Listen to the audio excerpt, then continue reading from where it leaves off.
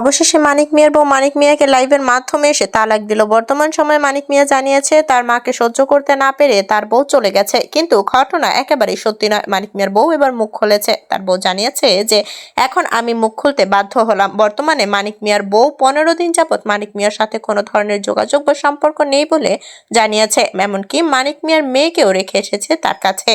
এমন মা যে কিনা ছোট্ট মেয়েকেও মানিক মিয়ার কাছে রেখেই চলে গেছে। মানিক মিয়ার দাবি এই বউকে আর তিনি ঘরে তুলবেন না।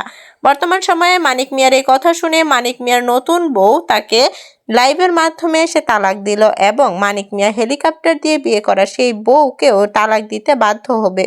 মিয়া জানিয়েছে তার মাকে তিনি সহ্য করতে পারেন না এবং তার মাকে কোনো কিছু কিনে দিলে এবং খাবার দাবার দিলে সেটাও সহ্য করতে পারেন না মানিক মিয়ার বউ। সেই কারণেই দ্বন্দ্ব হিসেবে চলে গেছে তার বউ এবং তার বউ জানিয়েছে তার শাশুড়ি তাকে সহ্য করতে পারে না। বর্তমান সময়ে মানিক মিয়ার বউ জানিয়েছে যে মানিক মিয়া তার মায়ের কথা মতো তাকে বিভিন্নভাবে বাজে ব্যবহার করে।